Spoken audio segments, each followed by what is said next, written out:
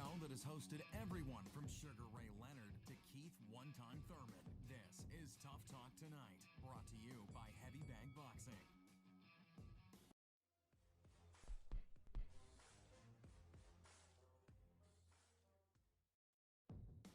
This is the show that has hosted everyone from Sugar Ray Leonard to Keith One-Time Thurman. This is Tough Talk Tonight, brought to you by Heavy Bag Boxing.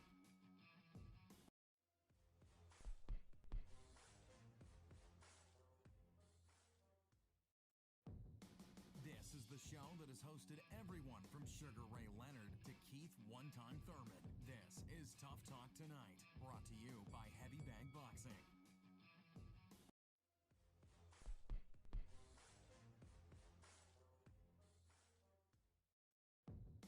This is the show that has hosted everyone from Sugar Ray Leonard to Keith One-Time Thurman. This is Tough Talk Tonight, brought to you by Heavy Bag Boxing.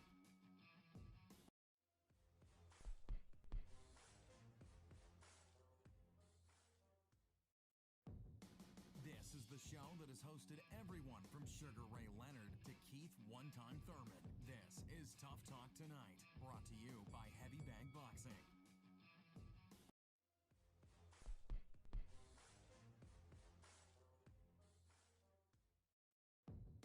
This is the show that has hosted everyone from Sugar Ray Leonard to Keith One-Time Thurman. This is Tough Talk Tonight, brought to you by Heavy Bag Boxing.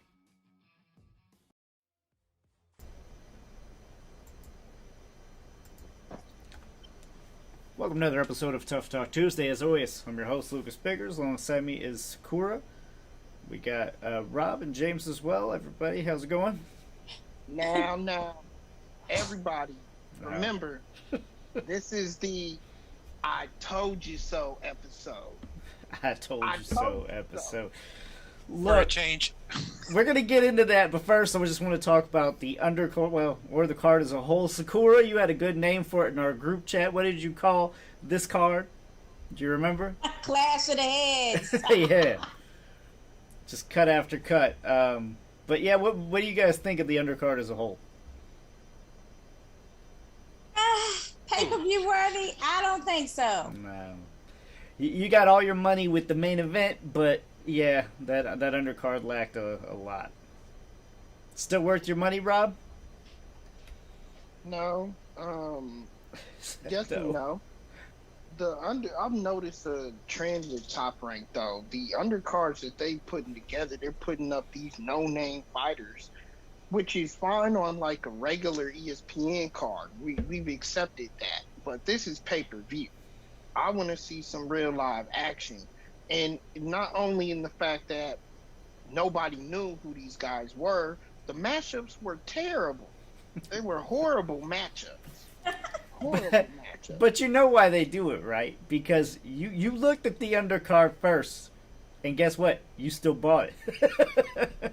That's why. If you didn't buy it, then maybe they would stop, Rob.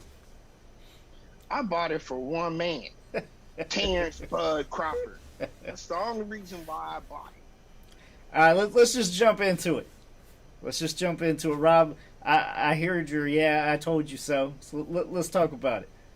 How did you I think your version of that fight and everybody else's versions may be a little different because I don't know. I have Porter winning it before the stoppage.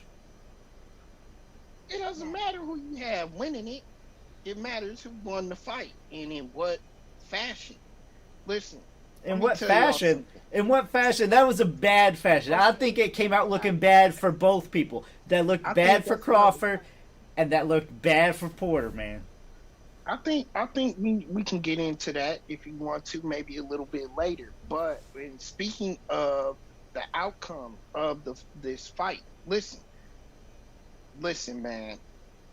Terrence Bud Crawford really had something that nobody in this division has right now after this victory. Fear. He has to instill fear in these other fighters.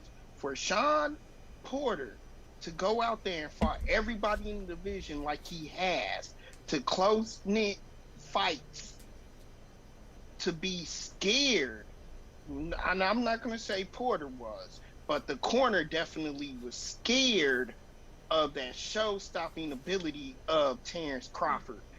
That's something that all of the division needs to take heed, because none of the other fighters have that fear instilled in them like Sean Porter and Kenny had.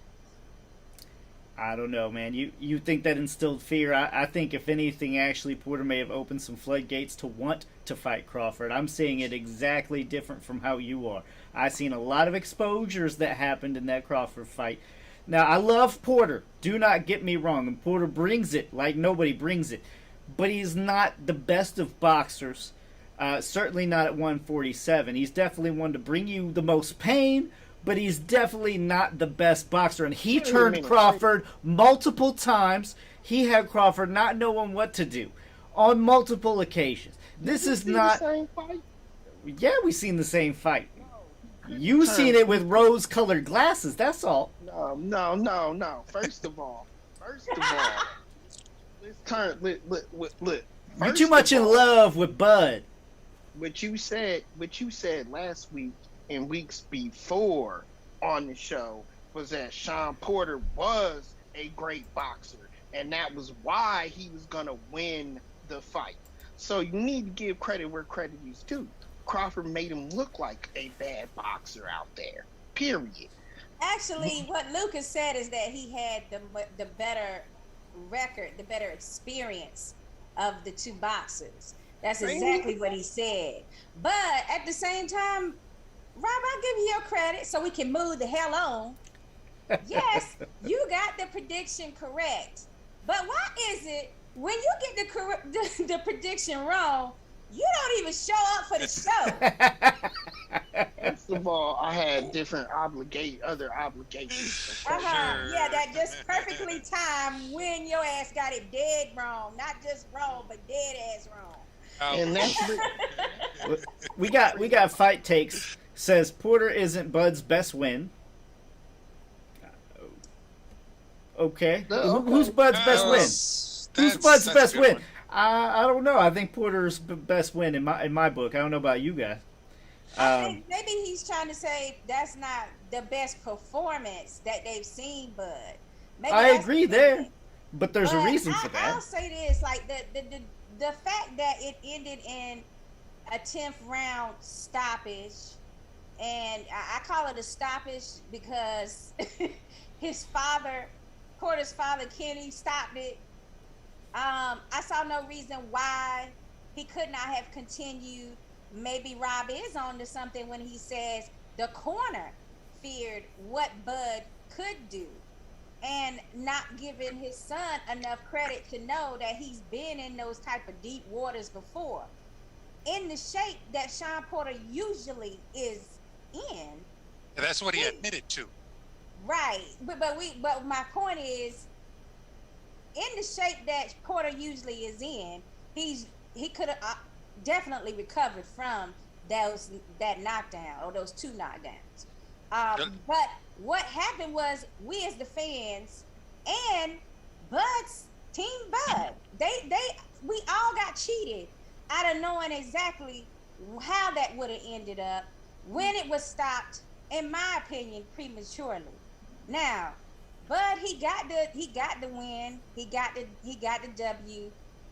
Kudos to him. He did start making Porter miss, and he made him pay when he missed with those last counters. My only problem is, wait a minute though, what happened to the other 9 rounds in which Porter was not in trouble? And what we saw was something, I have to say it again, guys. We just saw another fight where it went 10 rounds, and Bud did not look impressive to me, them 10 rounds, or those 9 rounds rather, Rob. That's my only issue with it. And you know I love Bud. Since the day we met, since I got introduced to you, I've loved Bud. So I'm asking myself different questions now too. Because just like if I'm gonna be critical of Canelo and his 10 rounds, yes, we're talking about around the same amount of rounds. If I'm gonna be critical of his performance up to the point that he got the stoppage, I got to be critical of Bud too. When he up until he got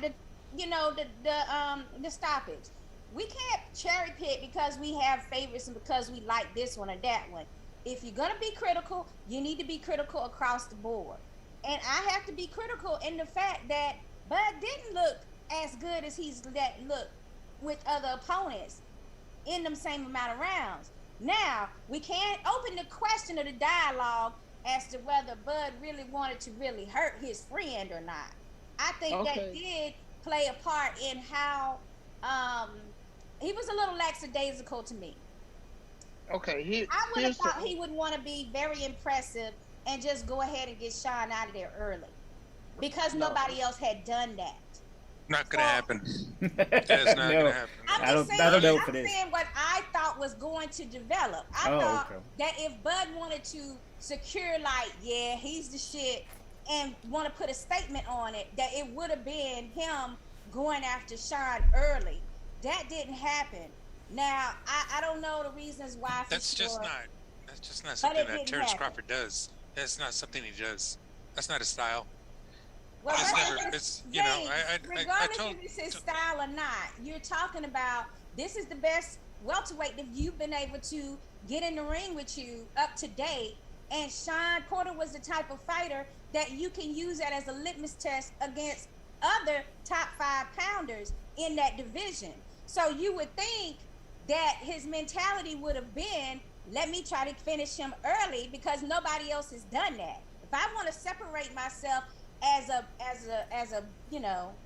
I'm the best welterweight, then you're supposed to be doing things that other people couldn't do. Yeah, no, it's not. Which he still ended up doing, by the way, because the stoppage was something that people don't get out of Porter. So yeah, Porter had a lot of great rounds. He had a lot of good, effective rounds. Exactly. Scored a lot of points. Right. And they were kind of surprised that they were in Crawford's corner. They were kind of surprised that the unofficial card had Porter ahead by a point. Right. They were like, what? Right. Well, I think that's the information that Crawford got late in the fight, maybe in the 10th. Hey, you're behind. Yeah. You need to step it up, kind of thing, and that came from his corner. His corner is very good. His corner is sharp. I don't understand why they didn't know that up to that point. I think they knew very well exactly what they were up against, and you don't go at Porter like that and say, I'm gonna take you out early.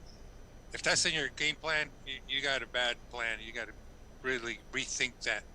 It's just not going to work. Porter ain't going away. He's not going away early. Yeah, he's got too much conditioning and too much ring smarts. He's been in there with the best. You're not going to get him out early. Just too much grit overall. Just rough and toughness. It's just grit. Yeah, he is. Now, there's one thing. James, answer us this though. Do you think that was kind of a premature stoppage by his father or not? I do. I'd love to get you guys' opinion on that. I think it was. And I just really want to make this point. I really want to make this point right quick. I'll leave it to you guys. He had about a minute and a half to go in that round, in the 10th round, when he went down. That last blow, I shouldn't call it a blow, but it was a kind of a 3-piece, and that last one grazed the top of the head. It wasn't a solid shot. He was kind of ducking it and went down. Mm-hmm. So he got hit once or twice, and that's good. But here's my question is that I think that in that last minute and a half, all he had to do was lateral out, over and over, tie him up a little bit, bring him in, maybe a little bit of inside fighting and move away. Burn out 1.5. All right, burn out. So you're burning out 90 seconds. Get back to your corner and regroup. That's it. That's all you have to do. That's all you have to do. He's done that before. I mean, you guys agree with that? You don't think that was a good game plan, Rob? I agree with you. But here's the thing. Here's my point. Each and every corner better have an escape plan. I mean, when things get ugly, you got to know which direction you're going to take, and it's got to be a unified kind of effort there. Get back to the corner, and let's see what kind of instruction, in this case, Kenny Porter would have had. Maybe on the 11th round, stay away, box a little bit, move. Don't get involved in anything real physical. Just stay away from him. 12th round comes around, we'll figure that out later. But they didn't. He stopped it.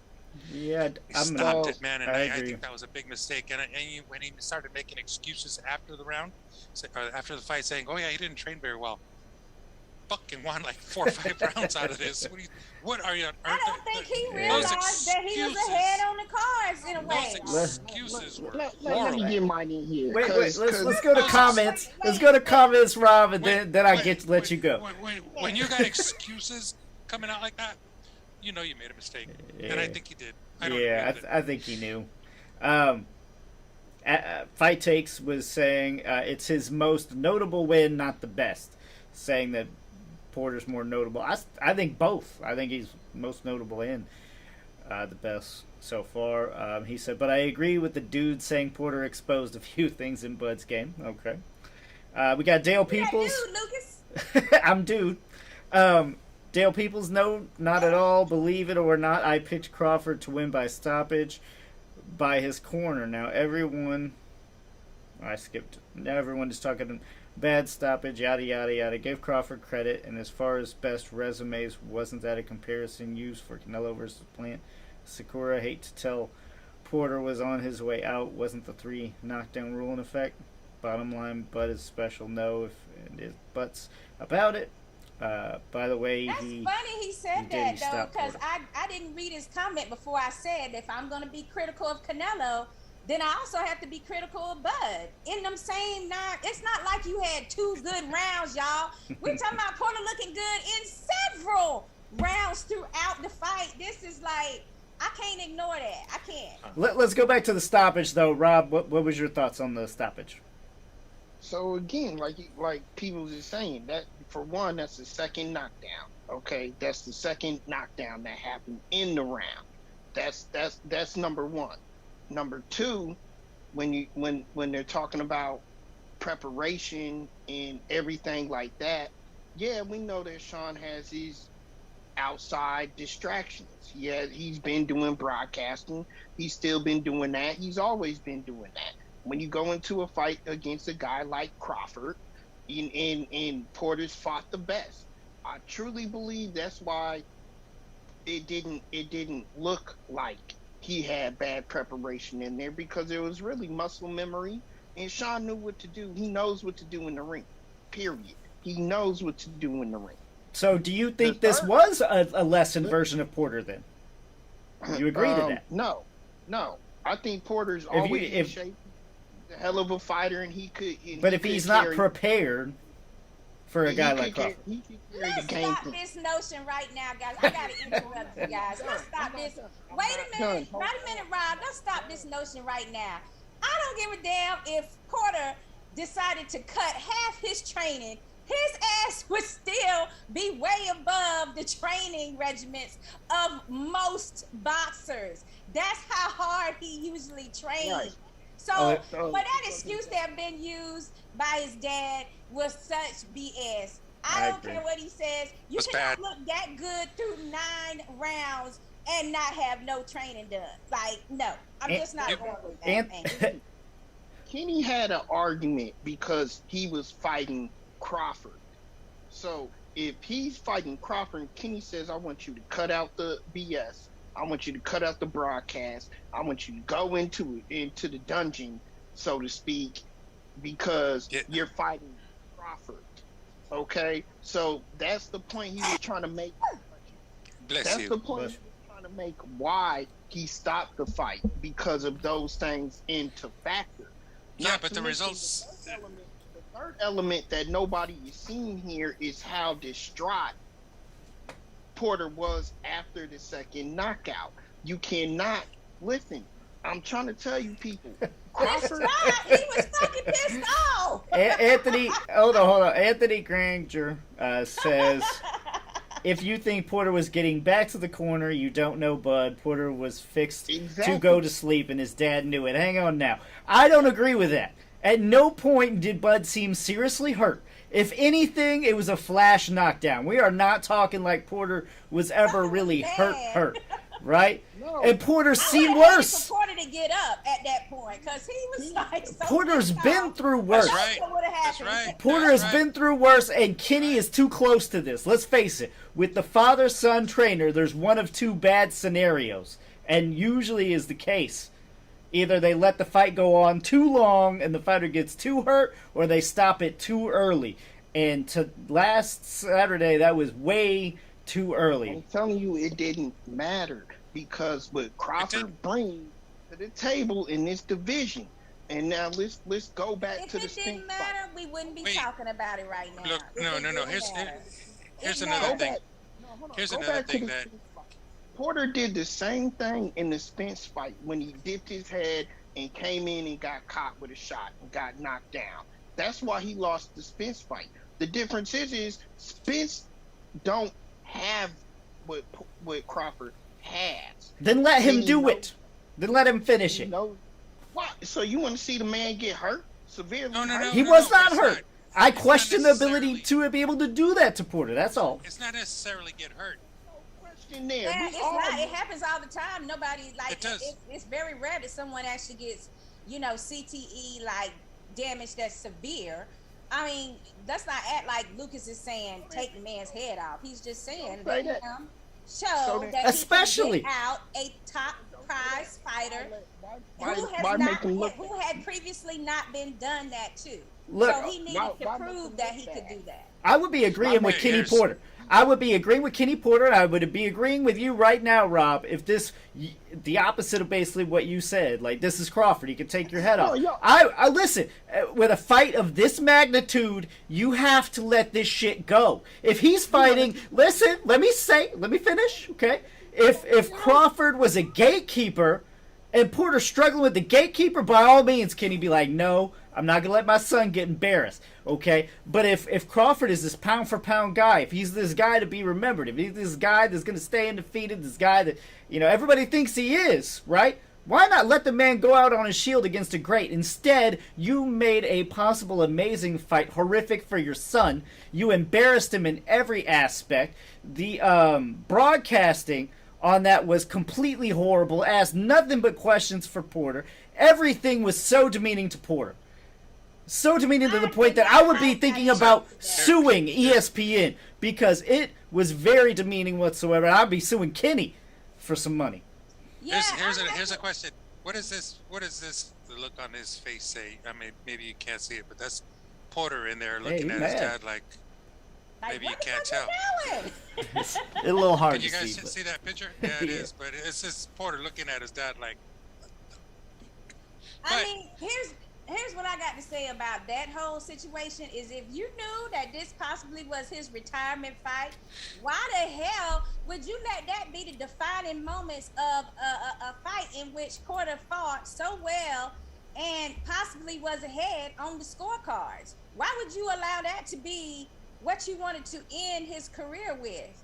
Your mouth saying, oh, he didn't do this right and he didn't train that way. In other words, you didn't do it my way, so this is why I stopped the fight. You know Yeah, I what don't I'm think- saying? Like, that was I don't- ridiculous. I don't think at that juncture of the fight it was a plan B moment. They just needed to regroup a little bit. Again, burn out the clock, man, and just get back to your corner and see how you're going to go about it. But I don't think his father had a plan. They didn't have a plan in place, and all he knew And to I do don't was think quit. he didn't And- realize how close the fight was either. Because if he Yeah, and there's- realized that it was that close, he definitely wouldn't have been trying to stop it right then. He would have Just been based- trying to say, but hold him, what- son. what I saw- Get out of here. What I saw for Porter when he went down the second time, he was good. He was good on his feet when he came back up. And I think that guy was pissed and was just going to open up a can of whoop ass, but we never saw it. Got cheated. We never saw it. Got I cheated. think he was coming with everything he had. And Rob, to your point, maybe he would have gotten knocked out. Maybe he would have gotten stopped or whatever it is. Maybe. Big But deal. We never saw it. Right, Never but saw it. you lose this opportunity. I'm sorry, Rob, but I completely disagree with the stoppage, and here's why, okay? This is why I love boxing more than I love MMA, okay? What separates the difference more than anything is your ability to be allowed to show heart. You cannot show heart in MMA because when you hit the ground, that shit is over. You're getting your face pounded in, or an elbow, or something ridiculous. You know, you're done. But boxing allows you to make that count, stand on your own 2 feet, and be able to get back into this fight. Okay? And when you see it, those are all-time classics that people talk about forever. Right? We were robbed of that Saturday night. Do you not see that? We were robbed of a Taylor, Medrick Taylor comeback type thing, you know? We could have had... You don't know that. You don't know that.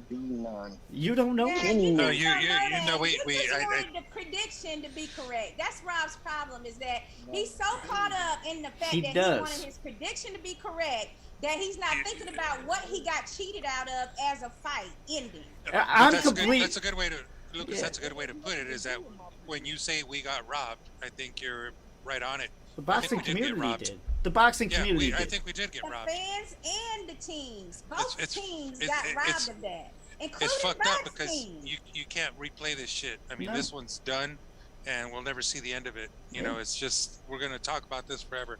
What could have happened? We'll never know. We'll never know. Right. And for anybody that doesn't watch the show, you know I'm a Kirkland fan, right? Kirkland Angulo, right? Amazing first round. Kirkland gets dropped immediately. And it looked bad. They could have stopped that shit immediately, right? But then come back, and you know he scores like 3 more knockdowns. You know, these are or there's Corrales Castillo. That's the best one for sure. Yeah, if Tony Weeks would have stopped it, you know, we would have never seen that. Of what it really means to have heart, Rob, to stay on your feet, and to fight through something like that. We'll never see it. We'll never know. And if there is one fucking welterweight, Rob, and you name another one that has more heart than Sean Porter, I'll agree with you. I'll say it's done. It's not about Sean. It's about the heart. It is about Sean. It's completely about Sean. What's about what I opened up the show with. Nobody in this division is Terrence Crawford. Nobody is. None of them. Please tell me about Terrence Crawford, because lately I'm thinking Terrence Crawford's more of a puncher than he is a boxer, because honestly, when they were boxing, Porter was winning. When it got ugly is when Crawford started to shine. Crawford got Porter to make it ugly, and when that happened, when he got Porter to be a little more wild with his punches, that's when Crawford started to pull away.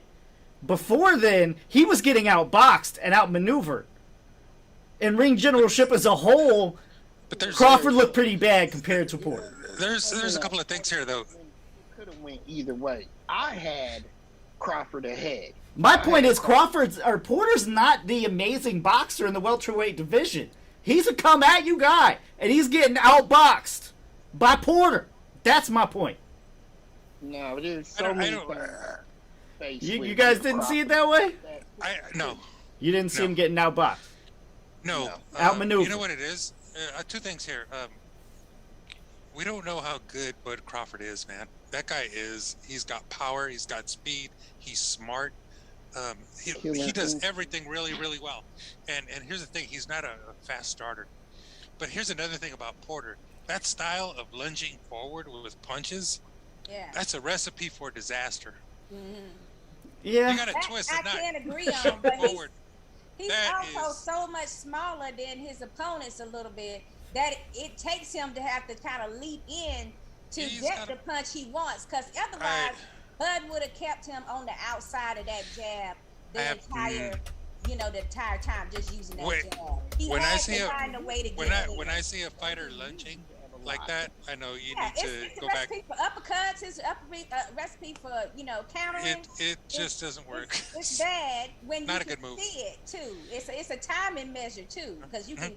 If you're that opponent and you see this person lunging, you can time them more easily. Oh, yeah. Well, yeah, but Crawford is that good. Bud Crawford is that good that that's a flaw in Porter's game. However, to the point, I want to know, what was it that was going on with Bud? You saying he wasn't a fast starter, but here we was in the 10th round before we saw, and he had to be told, hey, they got you down, in order for him to go beyond that. But like, so what was going on in that 1 through 9 rounds? It was close. It was close. Yeah, it was too close to just say that Porter don't have no skills. My thing is, no, I never said he don't have any skills. I just don't like boxing his skills. That style of attacking, rushing forward like he does. Man, I've never ever dug that. Never, I've never appreciated anything like that. It's just he took Crawford into the corner twice. Yeah, no. Yeah, no, he's got skills. It's just that all out, come forward style. Man, you got to slow down a little because there's Mexican style, and then there's Muay Thai. And honestly, then there's Porter. It's like he's like just coming right at you. But the shit works. Jesus. The reason why he continued to keep it in his arsenal all this time is because it works for him. Not saying that another boxer that it would work for him, but you don't have an even fight if you have a Sean Porter from even 5 years ago. That's why I was telling you guys, like with every fight, he learns on the job more and more things to add to his arsenal. That's always what's been amazing for me when it comes to Sean Porter. It's like, if he had another fight after this Bud fight, we'd see him add some more things that he actually found in this fight. Like, and I got that's just how he is. So yeah, but with Porter's fights, they're always close. Other than Sebastian Formella, that was just like a whooping. But every other fight has been like neck and neck.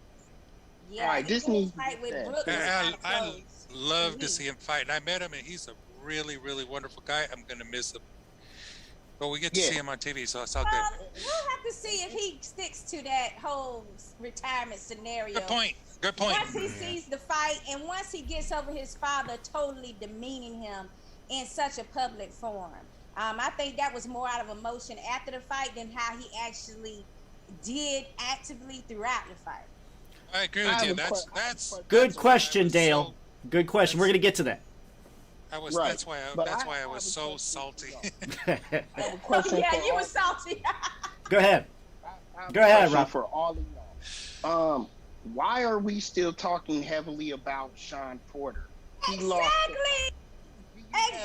That's what we mean when we say that everybody was robbed. We wouldn't be talking about Porter now if he'd allowed the fight to continue and let Bud finish him. Exactly. It was too much of an impact. It was Kenny Porter was too much of an impact on the fight. To add about the man who won the fight? No, he did what he needed to do. Great. Top welterweights. That's what we need to say about him. No, I mean, he hung in there with one of the tough guys. That's what we were waiting for, Yeah, the problem still is we didn't get the measuring stick like we wanted, okay? We wanted to see the full fight in. These people are delusional. The three of us delusional, and it's just you. All they want to talk about is Sean Porter. There's no merit in this discussion if you just want to. All right. Let's go to some comments here. All right. Dale People says, doesn't matter how many rounds a fighter wins. It's a 12-round fight. A little bit of boxing history. In the heavyweight division, John Tate was handling Mike Weaver. Then in the final round, Mike Weaver, KO Weaver at the end of the day. These are 2 of the 3 columns in boxing. Win, lose, draw. Oh, by the way, a day before the fight, Kenny expressed he had a good camp, but he didn't get the proper sparring he needed against southpaws. Look, I mean, and if this is if he actually is an unprepared Porter, that makes it different too, okay? But let's skip over that for right now. Does it really performing to that level? Dale, it doesn't matter because he performed well. Right, but he could have performed. He could have been better. Sparring partners. Dale, Rob's talking to you. Dale's talking to you directly now. He says, Rob, I see where you're coming from, but no one is talking about the probability of what if. Let the fight continue. And Porter got hurt. People always got to have to remember the pendulum swings both ways. Then the response would have been, why did they let the fight continue? Porter was clearly on vapors. Listen, I mean, if he was like on vapors, you can kind of tell. It was more of a shock KO or a shock knockdown. It wasn't, something where he was out on his feet. Otherwise, I don't think anybody would be complaining at all, right? And when are fighters the most vulnerable? When they're coming forward and think that they have their man hurt. How many times have you seen it swing the other way, as Dale is saying?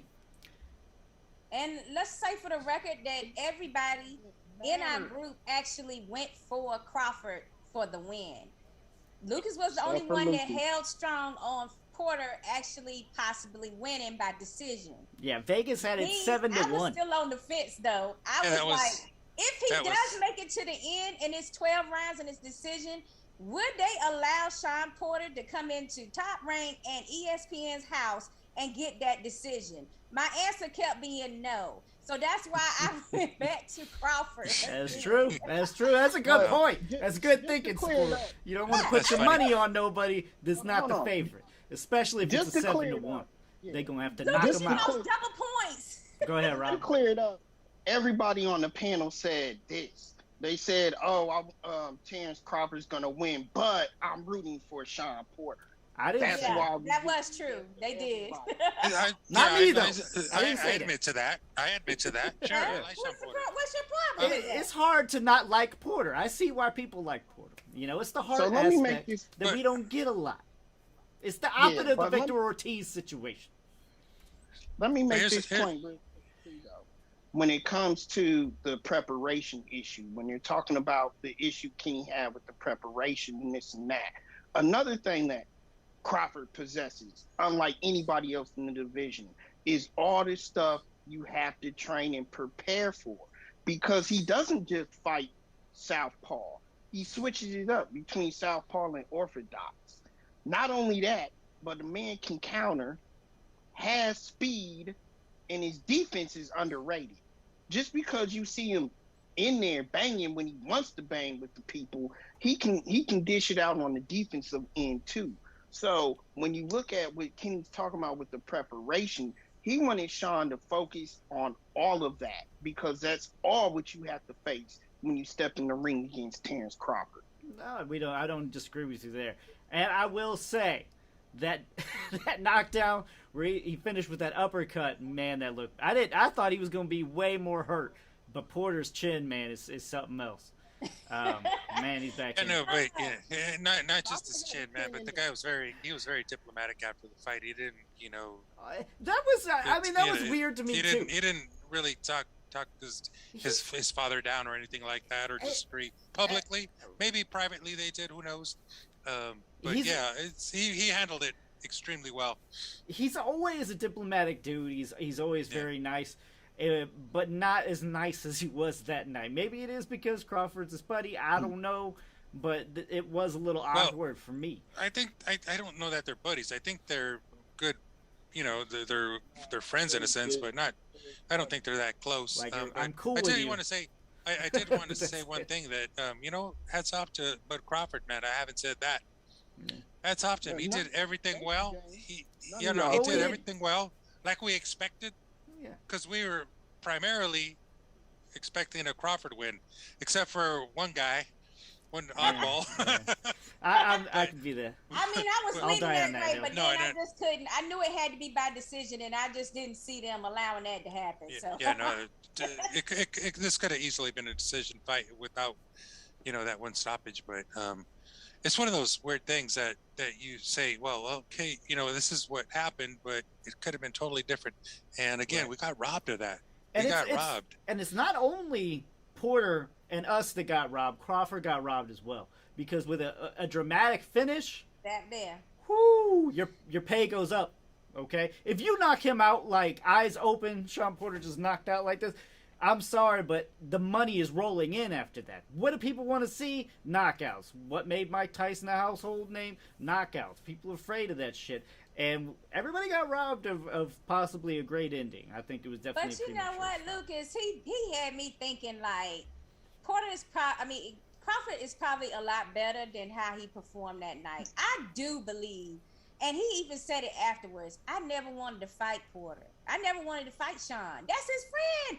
I think it still had some impact on how much he didn't have that killer instinct with Sean. He really didn't want to do that. Because if he had, it would have gotten done. Trust me. I think there was some separation there, and he was dialed in. And I think we saw one of the best Crawfords we've ever seen. I think just he had good. to He be. does everything well, and the fact that he can switch amazing. southpaw orthodox, he's an amazing welterweight.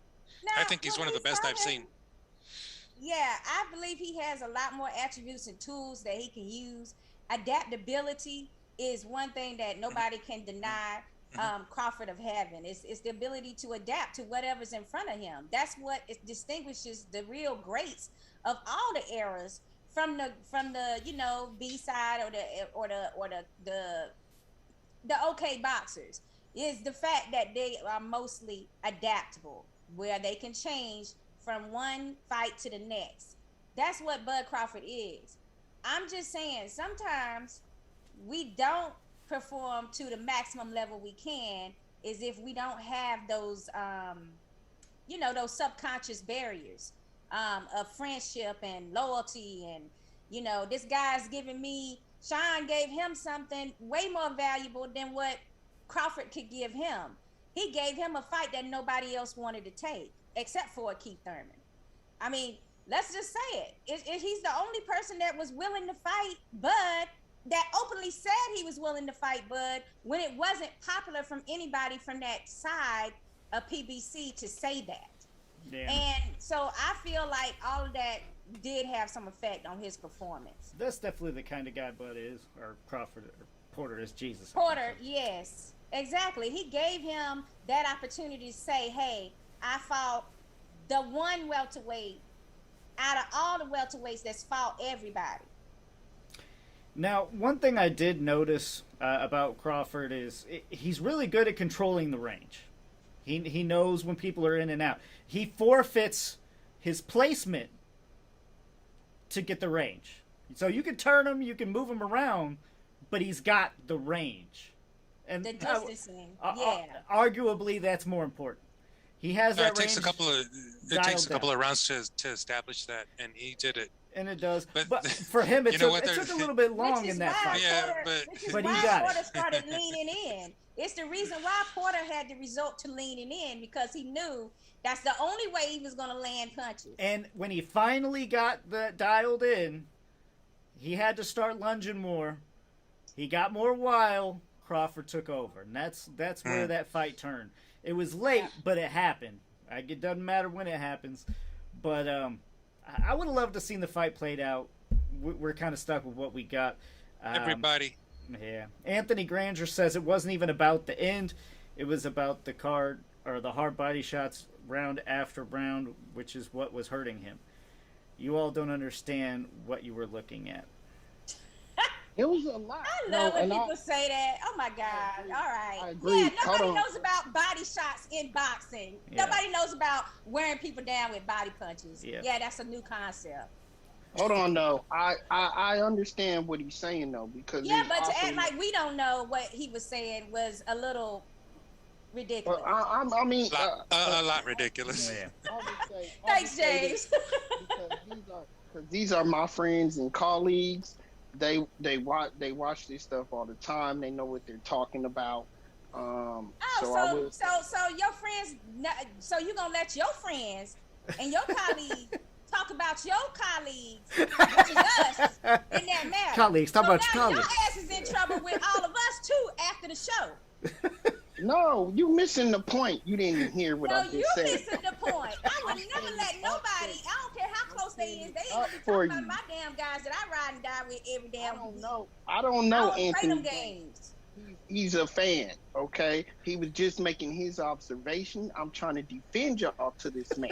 However, what I'm also about to say is some other aspects that you guys missed. You think that Porter was able to turn him a lot. I didn't see it. And you know why I didn't see it? Because Crawford went Mayweather and held. He held a lot more than he tied up a lot. He tied up a lot. He tied up a lot. He pushed a lot. Very smart. He was a very smart fighter in there that night. Yeah, but there's one thing about Porter is he comes straight. He comes straight. Every shot he takes is straight up. And this is what I was saying. Like, it's not a dig on either guy, not a dig on Crawford or Porter, but just like James is saying, he's coming forward. He's a little bit easier to predict, not the most complicated slickster boxer. I'm thinking he can be outboxed, and that's kind of where I want to turn to, because we were asked earlier by Dale, what do we think about him taking on Ugas? What do you got? Crawford versus Ugas. Who do you see coming ahead with that one? Because that's a fight of two guys that control the range very, very well. And that's going to have to go to the bigger, longer reach. Ugas Crawford? Mm-hmm. Well, I would pay for that one. I'd pay. I'm just not even interested in that fight. Really? Oh, my God. You know, I'm salivating just thinking about it. I mean, it's a chess match. It'll be boring in a way, but it would be awesome. Let me say why, please. The reason I'm not as interested in it is because that's not what Bud needs right now. What Bud needs right now is some fucking action. He needs a fight that's going to be, you know what I'm saying? He's not going to draw no more fans from doing more technical boxing. Like, that's not what he needs. In order for him to be a pay-per-view star, or to at least get more people interested in him, he needs what you were talking about earlier, Lucas. He needs the KO. Yeah, he needs the power. He don't need to get in these chess matches that are going to be boring, in which we all know is going to end up being still a Bud Crawford win. He needs somebody that's going to go Lucas win no fight against Bud Crawford. No. You're right. For his career, you're right. I want to see the Ugas fight, but I agree. Crawford, if we're talking about what he needs an Arturo Gatti. He needs somebody that's go out on the shield, you know. He needs that blood and war, and then he can go back to the more amazing type stuff. So he needs his Mayweather-Gotti fight, you know? Yeah, exactly. He needs something like that. And unfortunately for him, Sean Porter was supposed to do that. It is unfortunate because I think now more than ever, it's like some questions were answered about Crawford, and he still looked amazing, but then I think it brought up even more questions, and now we're just sitting here like, well, now that that's answered, what about all this? So, well, the good news there, the good news there is that he's no longer top ranked because, Uncle Bob could never get him that fight with Spence, and that's funny that they actually mentioned that in that one press conference with Aram sitting right next to him. And so that was, oh my God, that was lovely. That was lovely. It's like kind of put Bob Arum in his place in a sense, but what happens next with Bud Crawford is really, really, really entertaining here. Well, he was dying to say that to Bud. You could just tell that Bud was dying to say that and wanting to say that for so long. You could tell like that was his moment to like, this is what I've been wanting to say. Hey, you know, Top Rank's done a lot of good things and put up a lot of good fights, and I think they've had a pretty good year. But the fact that they never put that fight together is a pretty heavy blemish on Tom Rank's record. Well, and I'm glad it came out. The whole onus on Bob and Tom. No, you're right. It takes two. It's always like that. It takes two to tangle. Yeah. You know, and because I mean, PBC is part of that equation, but I'm just kind of glad that that's in a sense over with, and hopefully he's, you know, if he goes with Pro Bellum or he goes with PBC or stays kind of like Canelo. I hope he don't go with none of them. I hope he stays independent and does what Mikey Garcia does and does what Canelo does at this point. Go where you want to go for each fight. Don't be loyal to anybody. From here on in, I'm just going to say the C word because I don't want to hear Canelo because I love Canelo, but man, every conversation goes to Canelo. So from here on in, it's a C word. Anyway, no, I just love to see that. Maybe Pro Bellum, who knows? But it's all uphill because you know it's hard for him to make those fights when he's free agent. Hopefully this works out. Yeah, PBC's definitely got to be the best option for him as far as welterweight's concerned. They pretty much have a lockdown. That's where they're at. Yeah, but I can't blame Bob Arum for not making those fights. Bob seems to always have a knack for actually going interpromotional. It seems more other people that are actually not willing. Golden Boy and Matchroom and some of the rest of them, but. Hey, now here's my point on that. Just stay independent and make fight by fight. I think that could be an uphill. I think that could be an uphill battle if he's independent because people are going to kind of lock him out, and he'll be in the same position he was when he was with Top Rank. Yeah, he's that dangerous. The only thing PBC didn't like was the fact that he was with Bob Arum. That was the barrier. They didn't want to do business with Bob Arum, period. Yeah, and that's been a long-going thing. since Floyd Mayweather left them. So I feel like since he doesn't have that major barrier, they would be more willing to play ball, just as they were with Canelo for his last fight. I don't know. They're blocking him out because, one, Terrence knows his value and he's trying to be that A side, right? But right now, with the resume, he didn't have that to back that up. So he's being forced into the B scenario. Now the tables might have slightly turned, or at least he's starting to break even. You know, he's starting to at least say, I'm an equal A side. But if that's case, the problem. He never allowed the Sean Porter fight, guys. He has if to that's be. What it was about, they wouldn't allow that Sean Porter fight to happen. Listen, I think it might have already been done deal. Behind closed doors, we don't know, but I think he's already signed with Al Heyman. Forget it was WBC mandated, though, with the Porter that doesn't fight. matter. That shit... Yeah, come on. Canelo drops those mandates, too. Nobody gives a shit what anybody mandates anymore. Let's be honest. You do not get into a PBC type or Mayweather Promotions fight without Al Heyman's okay. Everything went through Al Heyman. I would not be surprised if he signs with Al Heyman or is already signed with Al Heyman. It's just not released yet. Well, Fury got his deal without that. Fury didn't have to go to Al Heyman after that. Fury's different. Fury's different. Different than Crawford. Fury's different. And not only that, Fury wasn't signed to Top Rank when they did the first deal that included the rematch clause. So that it's not quite the same. He was just managed by Frank Warren at that point, and he continued to be managed by Frank Warren. So it didn't matter for that one as much. But the real issue is if he does go over to PBC, now you're not the welterweight signee for the entire brand like he was at Top Rank. Now he's going to be one of 5 or 6, 7, 8, 9, and who ever knows how many welterweights are just shelved with them.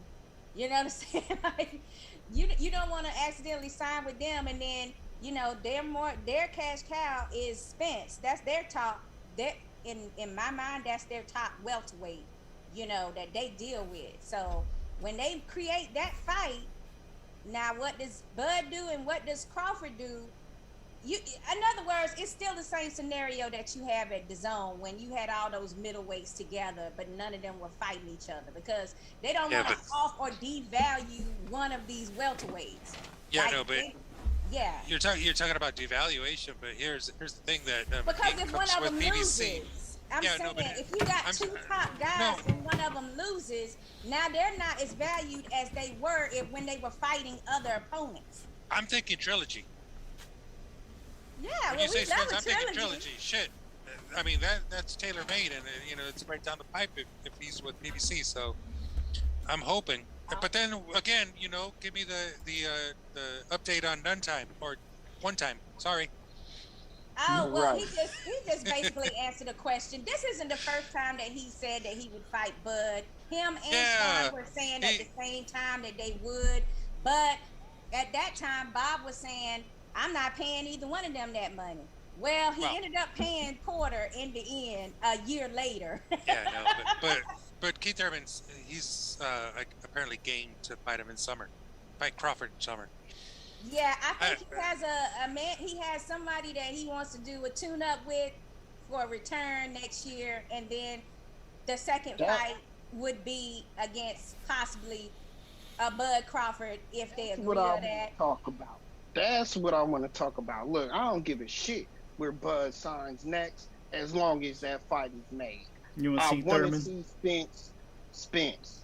I want to see Spence versus Crawford now.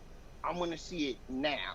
Obviously, Spence has to have a tune-up, so I would allow Spence to have that tune-up. Bud can sit till next year, wait on that tune-up, and fight Spence now.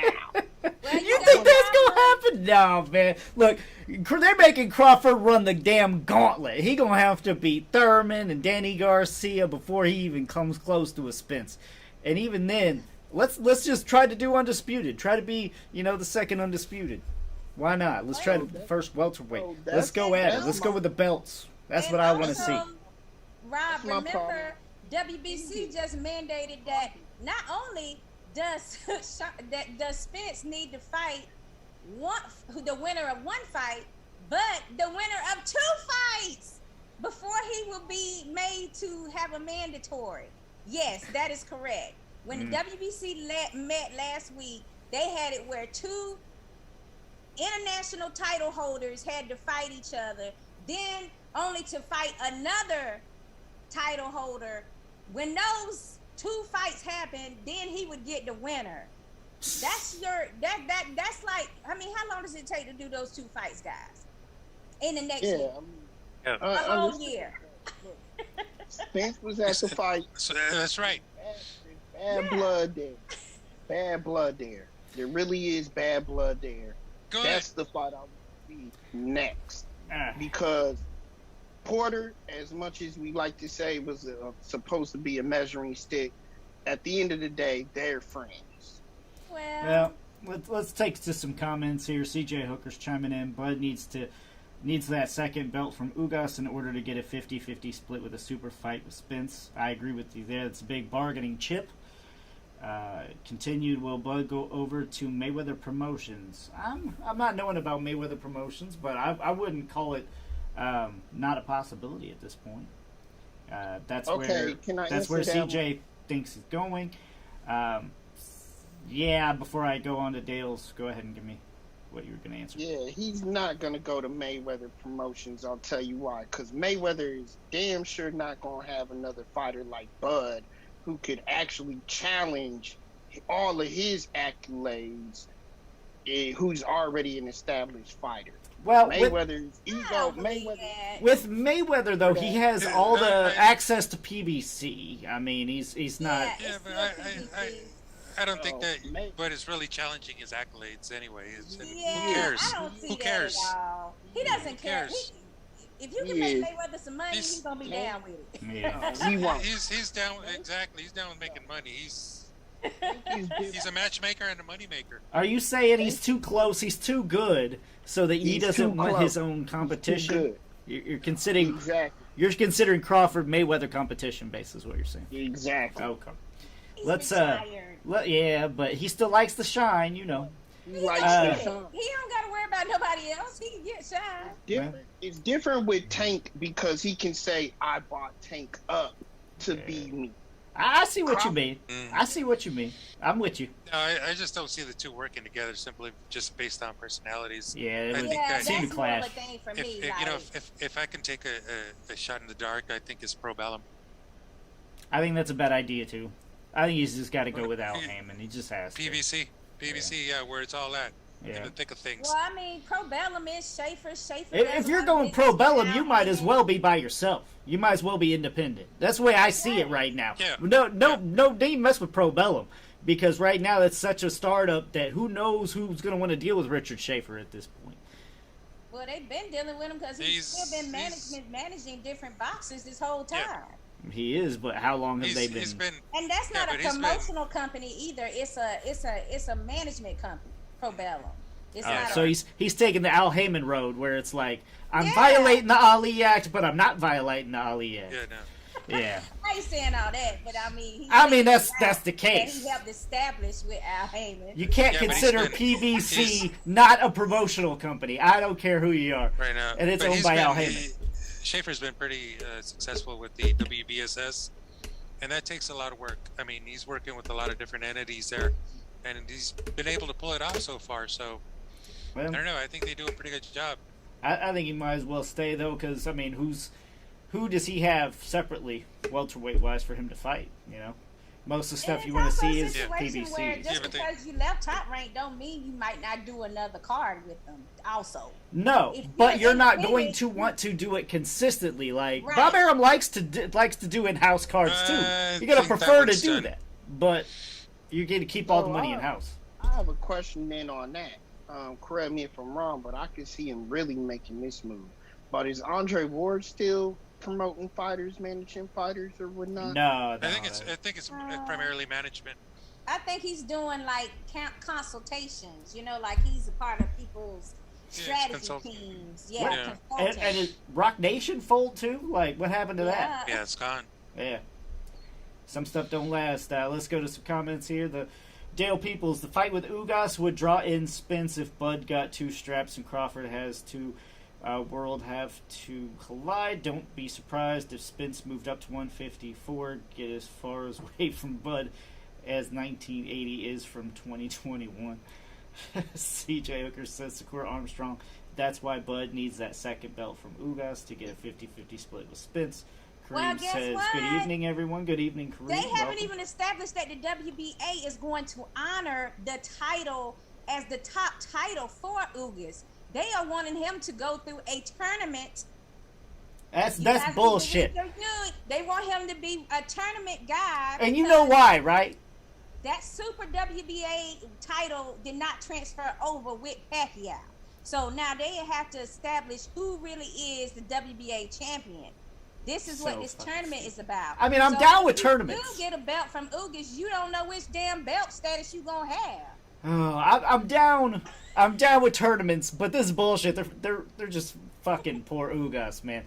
Listen, Ugas is a problem for anybody that steps in the ring with him. He was a problem for Porter. You know, let's not get it twisted. And they're just dogging him right now and gonna make him go through these other hoops. You know, they're Dillian and Whiting him. Oh, one more eliminator. Oh, one more eliminator. What it is, and they wouldn't be doing this to anybody else if they were big money fighters. He does not have a big fan base. He does not have a super entertaining style that's going to bring in that kind of fan base or those kind of big numbers. He is not marketable compared to all the rest of these. That's all what it comes down to. So just say what it is. Stop with this tournament. You're hoping he loses the tournament. That's what you're hoping. Yeah, because it's like a tournament that would have like 4 different fights. Yeah. And for me, the thing is how long it would take to do it. They're not going to just have these fights back to back to back. Like, you know what I'm saying? It would take and WBA has blocked themselves. It's partly WBA's fault because they blocked themselves in with these 4 titles that they had for every weight division. And now that the Referees Association, ABC, has said, hey, you got to get rid of some of this stuff. This don't make sense. Like, we can't even, honor these belts and these different things that you want to do. So that's why they're having to minimize these belts down. But if you beat the man, which is what Pacquiao was when he got the WBA, and you beat him, it seemed like that should have transferred over. Mm-hmm. And everybody just assumed, like, oh, well, Manny's on his way out. And I'm not saying that might not have been part of it. It was a bad style clash. I think most of us said that going into that fight that was a dangerous fight.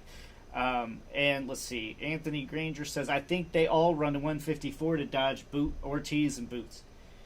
Dale, exactly, Lucas. Ugas is the John Ruiz of the welterweight division. Yeah, people are going to avoid Ugas at all costs. They're just salivating over, like, how do we get it out of his hands without actually having to fight him? That's what it's coming down to right now. That's right.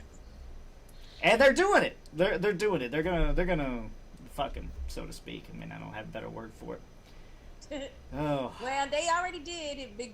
I mean, just by announcing that he has to fight in this tournament is a slap in the face.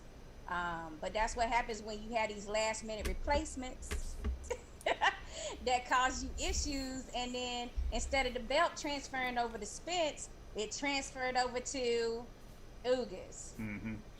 Regardless of this weekend, I am a little bit weight lifted kind of off of boxing, it felt like, with this fight happening. Because for so long, Crawford was held back from not being able to fight those top guys. And now I feel like a door might have opened that we're going to be able to see these fights coming up soon. So it is very exciting back again in the welterweight division. Excited to see what Crawford can do. And let's talk a little bit about the actual fights coming up this weekend. I wanted to touch on the Teofimo Lopez before it gets too late. But is anybody giving Kambosos really a shot in this? I don't hear anyone saying anything.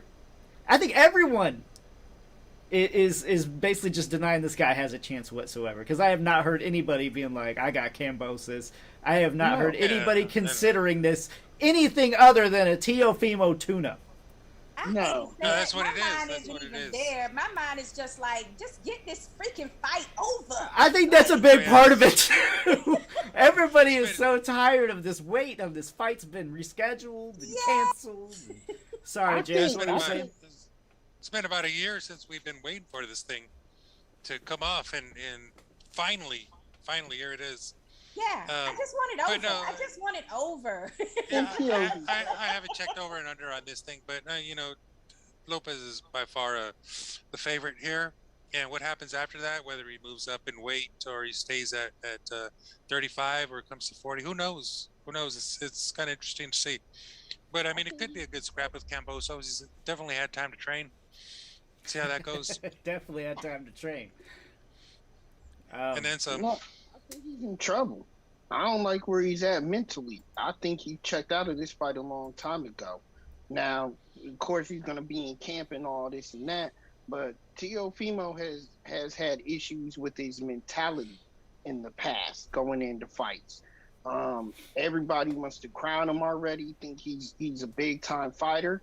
Yeah, he beat Lomachenko, but you got to build upon that. And he hasn't fought nobody. And letting this fight linger like this, he should have really took it when it was established and got it over with, or moved on to another tune-up. So that way one of the issues there was that Triller got involved in this thing, and that just kind of really effed up things for everybody. No, Yes. I mean, when they put that much money down for the fight, when they did that initial purse bid, I thought, this is impossible. No, it's Triller, man. Possibly pull this. It's Triller. Let's face it. I think Can't Triller. pull this shit off. I think Triller's gonna be like a Rock Nation type thing. I don't think it's staying around. I think Triller's gone. We ain't gonna be paying attention to that shit. Who cares? I'm sick of this fight. I don't want to hear nothing else about it. I don't care. I don't even give a damn that it's on the zone now. Who freaking cares about this fight? Honestly, it's a loss for everybody. I don't even see why it's continuing. One, Tio wins. Who cares? Nobody's gonna brag about it. It doesn't matter how good he looks. It doesn't, because nobody's gonna. Rob, I'm sorry, guys. I'm like, who cares? Yeah. Nobody's going to say anything about this fight unless he loses. Like, that's it. He has to lose for this to be news. Otherwise, it is a completely pointless fight. Yeah, no, Kambosos got this fight because he had beat the guy named Lee Salvi.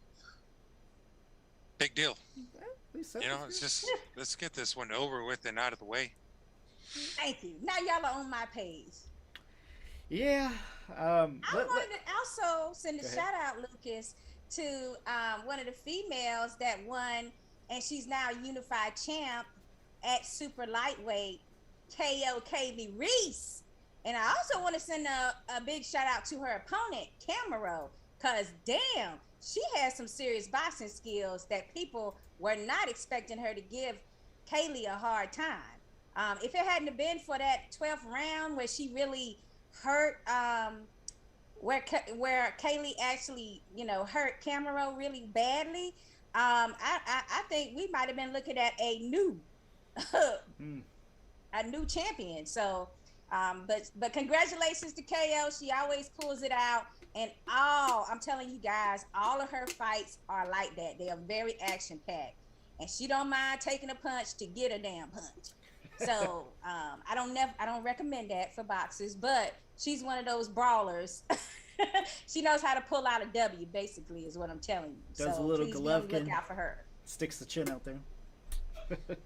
Yeah, she did stick her chin out too much.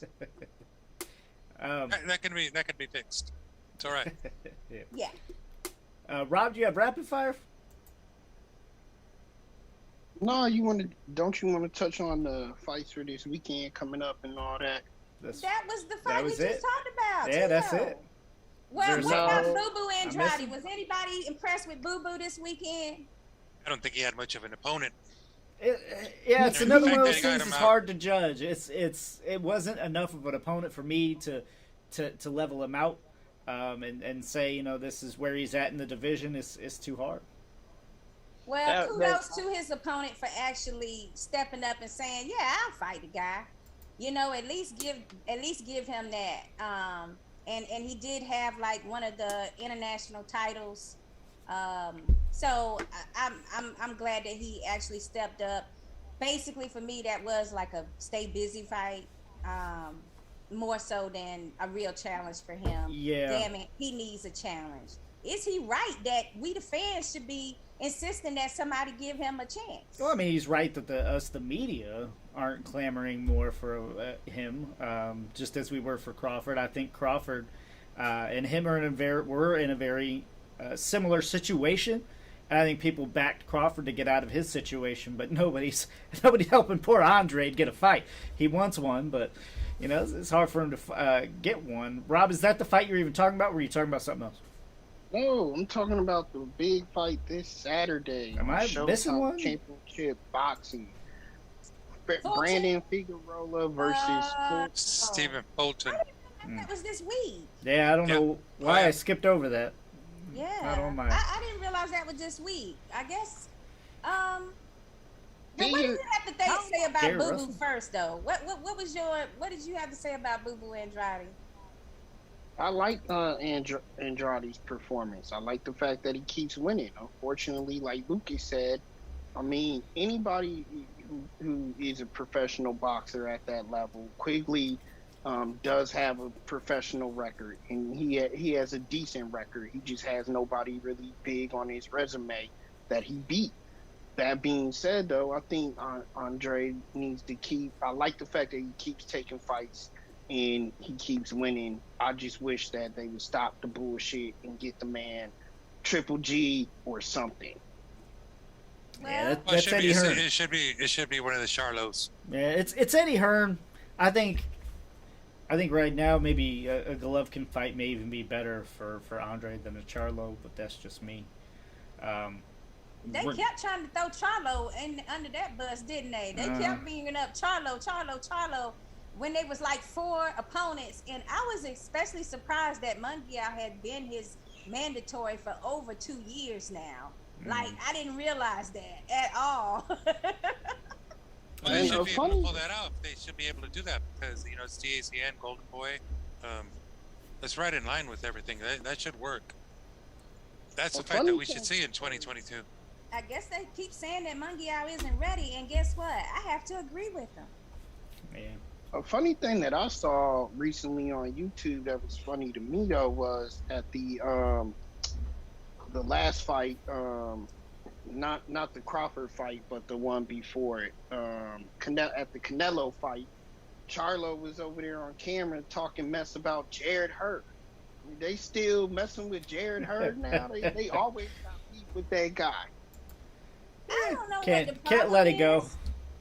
Like, who cares? I mean, like, yeah, move past what's the problem? Yeah, move past it. I'm like, why are y'all still talking about that and not the bigger fights that these dudes need to start going up to be doing? But anyways, I can't believe I'm the one that brought up 122 pounders. That is funny. That is funny. And this is a unification fight at that.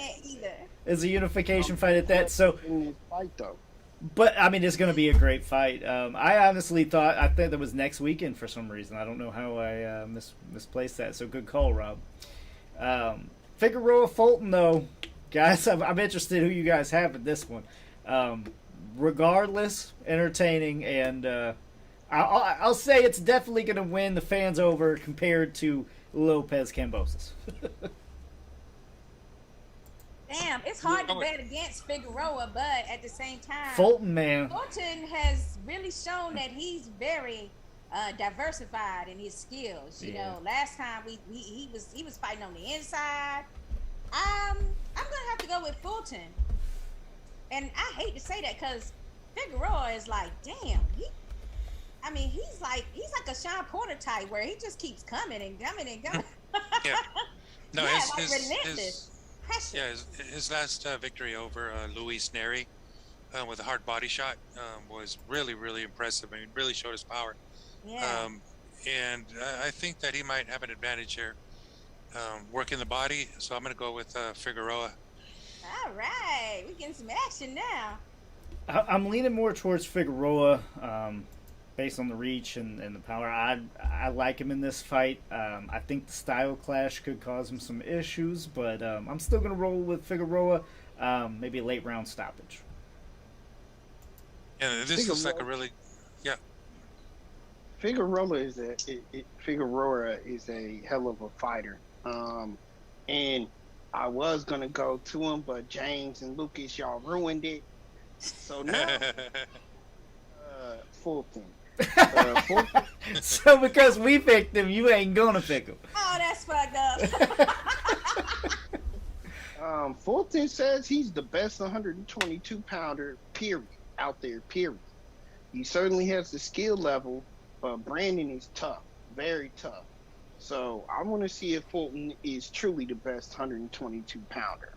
And that's saying something, because, yeah, he probably is the best 122 pound boxer. But fighter, that's Figueroa. Yeah. It's best fighter versus best boxer, I guess. We're about to see what's going to happen. You know, those are the good fights, too. But I think this is a good place to stop it. It is getting kind of late. I want to appreciate everybody for tuning in. Anthony, Kareem, CJ, Dale, thank you all for tuning in and commenting. We appreciate it. Definitely don't forget to check us out, heavybagboxing.com. We're airing Tough Talk Tuesday, every Tuesday, 9 p.m. Eastern, 6 p.m. Pacific, and we'll see